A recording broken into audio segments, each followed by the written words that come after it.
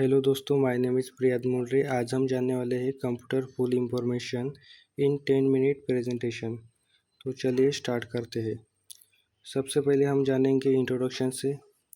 Computer is any electronic machine. Computer एक क्या है? वो एक इलेक्ट्रॉनिक मशीन है जिसे हम इलेक्ट्रॉनिक डिवाइस भी कहते हैं। It accept input process, it given output and store data. It's work on the principle. वो एक प्रिंसिपल पे काम करता है जिसे हम IPO कहते हैं, इनपुट प्रोसेस और आउटपुट। और लास्ट वाला जो होता है वो डाटा स्टोर करने के लिए होता है। इसका यूजेस कहाँ कहाँ पे होता है? एजुकेशन में, बिजनेस, बैंकिंग, साइंस, इंटरटेनमेंट और ETC। चलो नेक्स्ट में हम जानेंगे बेसिक फंक्शन। बेसिक फंक्शन में जो अभी मैंने आपको बताया प्रिंसिपल, इनपुट, प्रोसेस और आउटपुट। इनपुट में कौन कौन से डिवाइस आते हैं? इनपुट में कीबोर्ड आता है, माउस आता है, स्कैनर आता है। प्रोसेसिंग में CPU, सेंट्रल प्रोसेसिंग यूनिट। ये आपको ध्यान में रखना है, ये एग्ज़ाम में आता है, सेंट्रल प्रोसेसिंग यूनिट। उसके बाद कंट्रोल यूनिट, इसका शॉर्ट फॉर्म जो है उसका CU शॉर्ट फॉर्म है, कंट्रोल यूनिट। और जो लास्ट वाला है ALU, ये भी एग्ज़ाम में पूछा गया था 2022 में। ALU का फुल फॉर्म है arithmetic logic unit. Output device में कौन कौन से आते हैं? मॉनिटर, प्रिंटर, स्पीकर, जो हमें आउटपुट देते हैं। जो लास्ट वाला है वो है स्टोर। स्टोर मतलब स्टोरेज के लिए, जिसे हम स्टोर भी कहते हैं, स्टोरेज भी कहते हैं, क्योंकि वो स्टोर भी करता है, स्टोरेज भी करता है, दोनों एक ही बात है। स्टोरेज में क्या क्या आता है? Hard disk, SSD, RAM, pen drive. Hard disk भी कंप्यूटर में लगी होती है, ये एक पुरानी है। सबसे पहले हार्ड डिस्क लगाया जाता था, उसके बाद SSD, उसके बाद रैम। रैम का जो फुल फॉर्म है वो है रैंडम एक्सेस मेमोरी। ये भी एग्ज़ाम में पूछा गया था। ये SSD जो होती है वो हार्ड डिस्क से थोड़ी फास्ट होती है। जो हार्ड डिस्क है वो उसकी जो स्पीड है वो उसकी स्पीड बहुत स्लो थी। अभी ये SSD है, इसकी स्पीड थोड़ी ज़्यादा है। तो हार्ड डिस्क पहले उसको यूज में लाता था, अभी सबसे ज़्यादा SSD लगाई जा रही है। जो हमारे मोबाइल में रैम होती है 3G 4G RAM, 2GB 5GB। Same computer में भी रैम होती है, 8GB होती है, 4GB होती है, 16GB होती है। पेन ड्राइव तो आपको पता ही होगा, जिस पे हम डाटा स्टोर करके रखते हैं, बाद में किसी भी कंप्यूटर को लगाते हो और उसमें डाटा कॉपी या मूव करते हैं।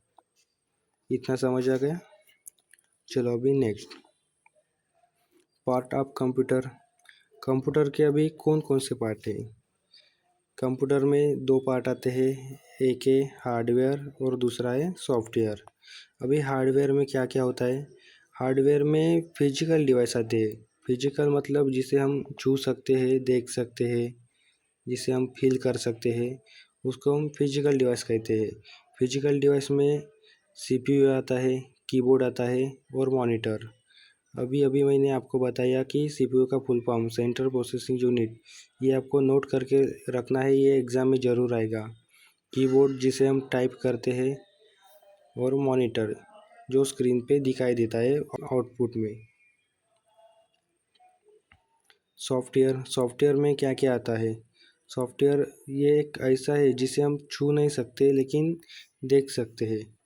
सॉफ्टवेयर में जिसे हम छू नहीं सकते लेकिन देख सकते हैं उसे हम प्रोग्राम कहते हैं।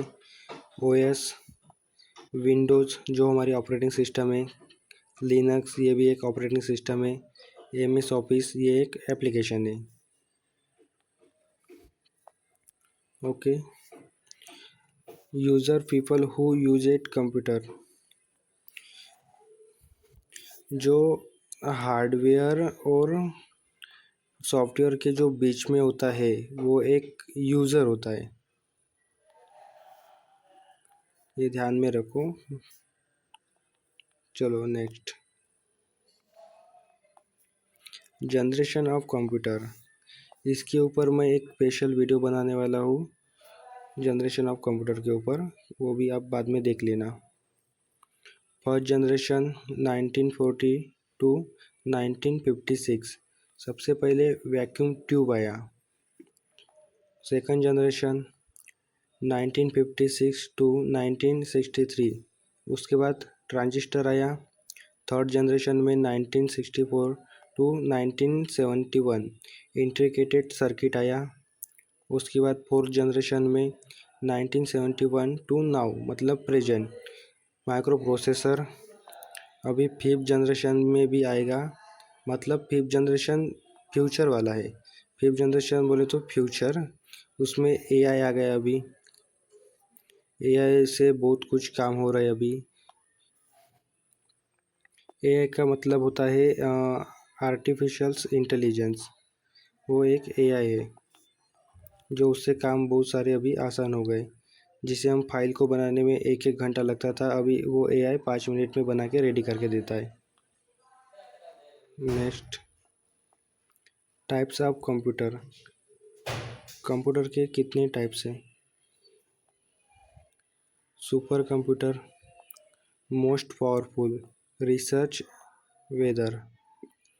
सुपर कंप्यूटर जो होता है वो बड़े बड़े ऑफिस में, आईटी कंपनी में, मतलब वो मोस्ट पावरफुल होते हैं, बहुत ज़्यादा पावरफुल होते हैं, वो रिसर्च के लिए यूज किए जाते हैं। मेन फ्रेम कंप्यूटर जो हमारे बैंकिंग में होते हैं, रेलवे में होते हैं, वो बिग डाटा स्टोरेज करके रखते हैं। बैंकिंग का भी बहुत बड़ा डाटा होता है, रेलवे का भी बहुत बड़ा डाटा होता है।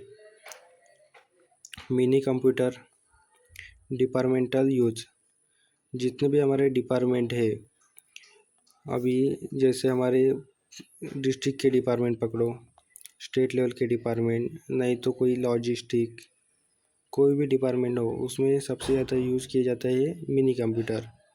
माइक्रो कंप्यूटर जो हम घर में यूज करते हैं, पीसी, लैपटॉप, स्मार्टफोन। स्मार्टफोन भी हमारा एक इलेक्ट्रॉनिक डिवाइस है, ये भी एक कंप्यूटर ही है। थैंक यू सो मच मेरा वीडियो देखने के लिए। अगला वीडियो हम ला रहे हैं जनरेशन ऑफ कंप्यूटर के ऊपर, जिसमें हम सभी करके एक एक करके सबके हम जनरेशन की डिटेल बताने वाले हैं। ये आपको पूरा वीडियो देखना है। Thank you so much.